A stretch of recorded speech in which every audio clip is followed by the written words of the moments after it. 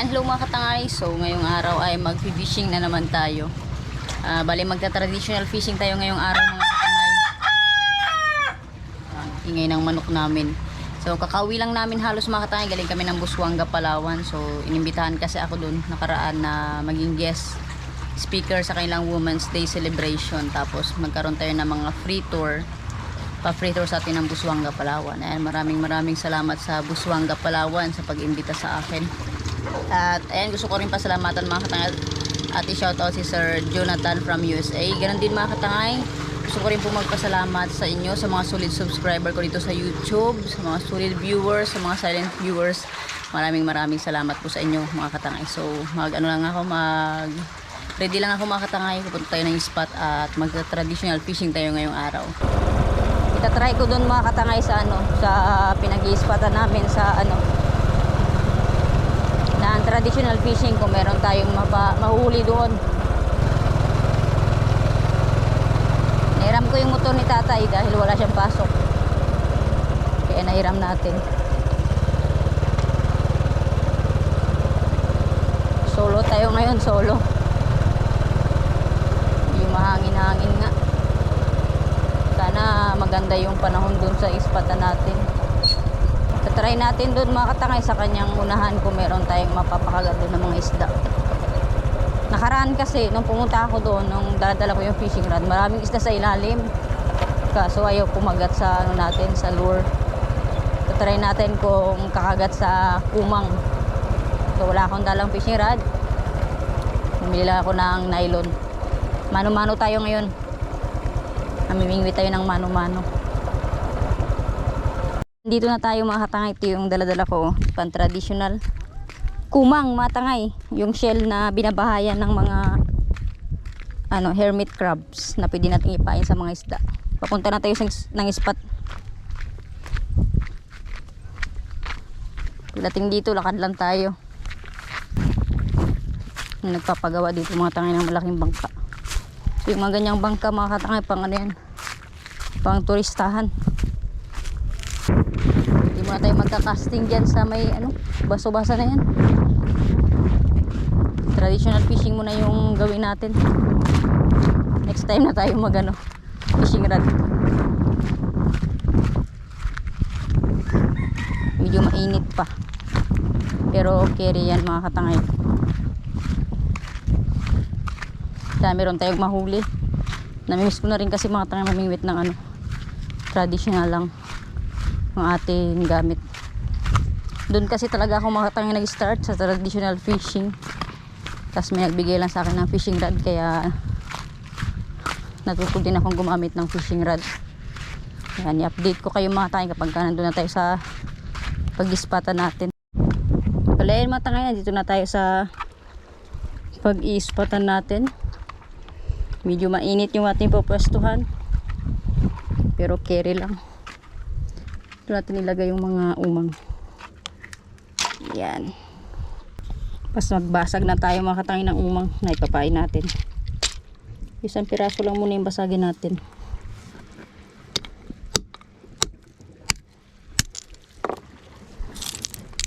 Ito yung kanyang laman. Yan. So bata pa lang ako mga katangay, ito na talaga yung pinapain ko. Dito talaga ako nagsimula. Dati mga tangay, nagsakay pa ako ng planggana. Tapos yun yung ginagamit ko pamingwit.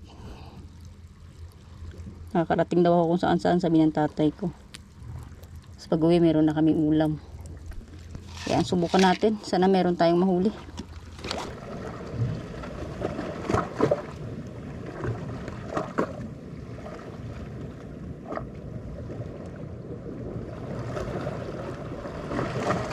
Sana nakikita ako mga katangay.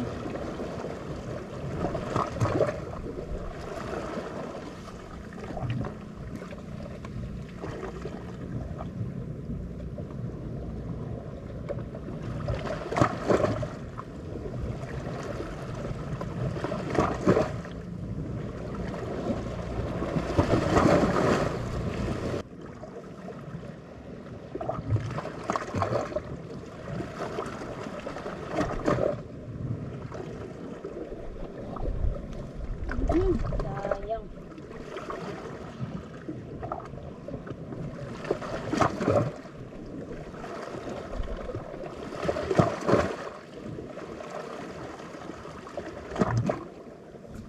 Dali. Awit. Dali. Unang huli. Grabing liit mga katangay. Palata. Tingnan nyo. Grabe. Kawawa din oh. Tamaan niya ito yung kanyang utak. Tsaka mata. Release natin. Baka mabuhay pa to.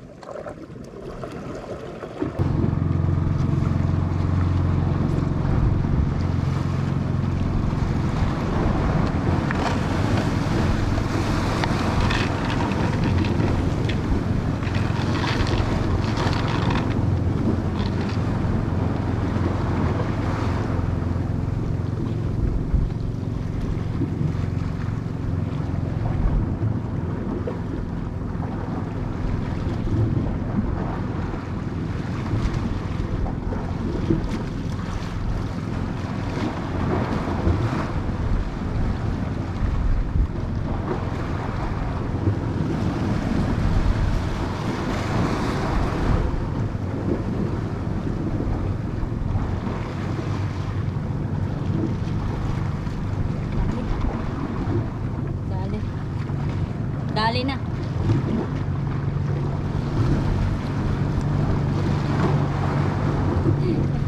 Lapu-lapu.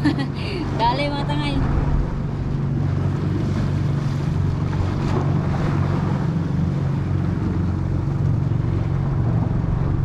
Honeycomb grouper.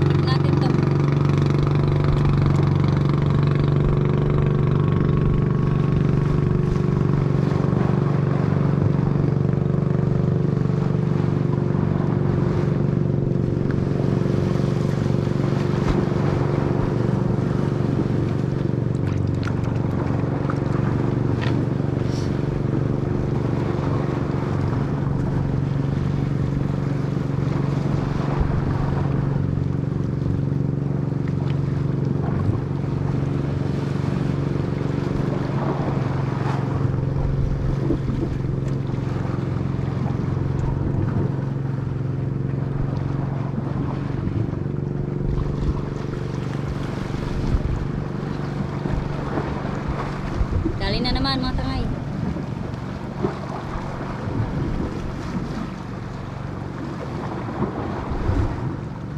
Ay. Yung parang bantol. Yung itsura. Parang stonefish mga tangay yung itsura dito. Maliit. Pakawalan natin.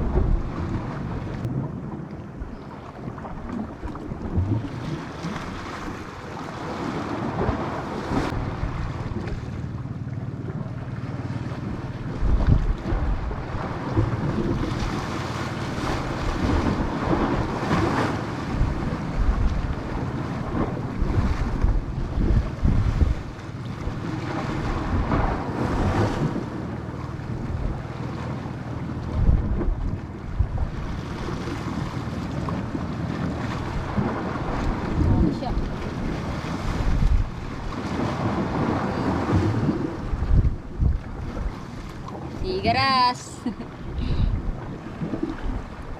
Tigaras mga tangay. Keep na natin to.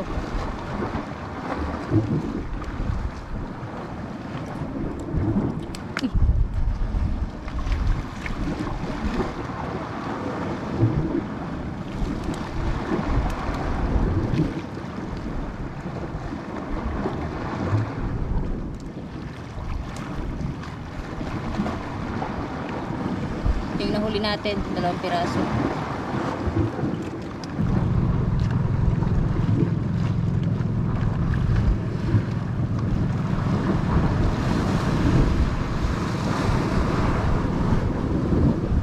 Huli pala eh. May huli mga tangay.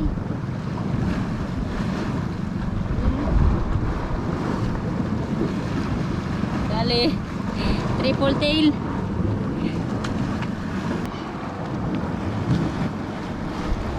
Tayo na huli. Triple tail brass.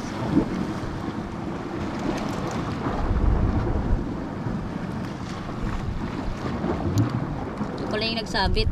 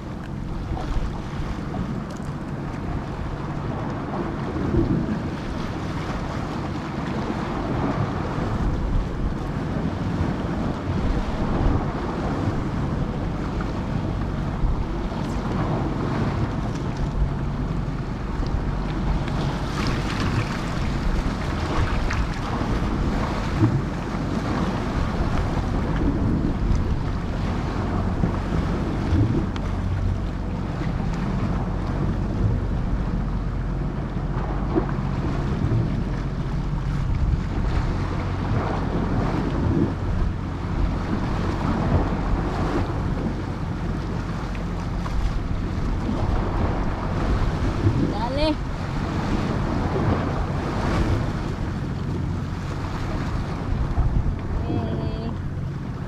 Lapu-lapu.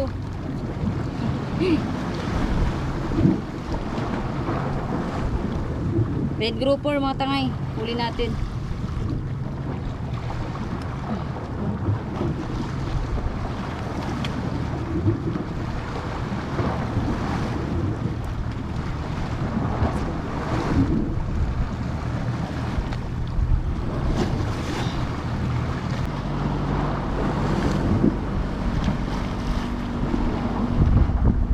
Dali.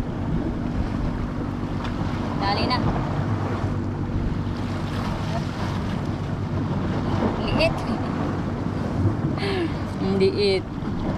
Yan ikong grouper.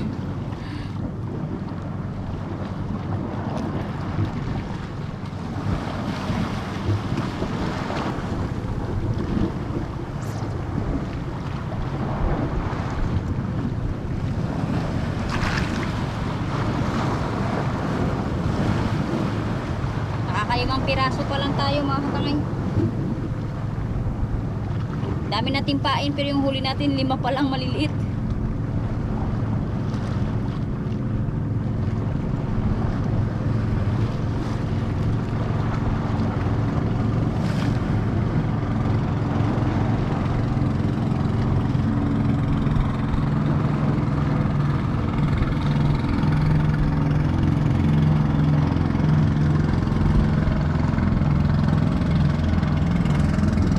Merong good size dito mga tangay na pakain pero hindi pa mapuluhan.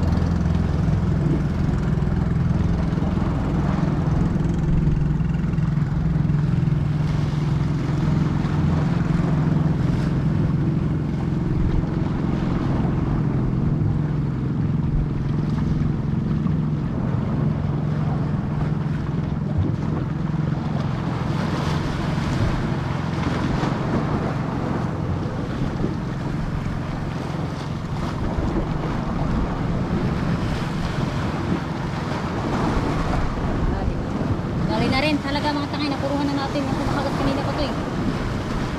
Good size to siya. Dali. Triple tail brass. Good size. Aray, lunok. Grabe, lunok yung hooks. Lunok yung hooks mga tangay. Sa triple tail brass na to. Ito medyo good size na to kumpara sa mga nahuli natin kanina. Nalunok niya yung hooks. Tanggalin natin yung hasang.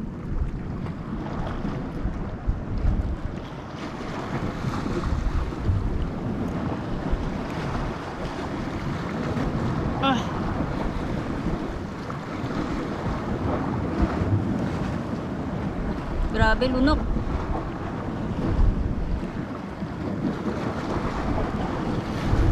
na yung hooks. Yan, dali. Pang-anim. Pampaksyo yung mga nahuli ko mga tanga. Sana ay madagdag pa tayo. Balayan mga tayo, ito lang yung nahuli ko na isda. Kunti lang. So, isang sigaras, 3 lapo-lapo, tsaka 2 triple tail wrasse. So, mayroon na rin kahit pa paano, paksyuhin ko to pag-uwi ng bahay. Bali, ito na nga mga katanga yung mga nahuli ko nga. Niluto ko na nga ng paksiw. Saktong size lang mga katanga kasi yung laki ng mga isda na ito. Kaya naman pampaksiw lang talaga. O siya mga katanga, hanggang sa susunod na fishing adventure na naman natin. Paalam!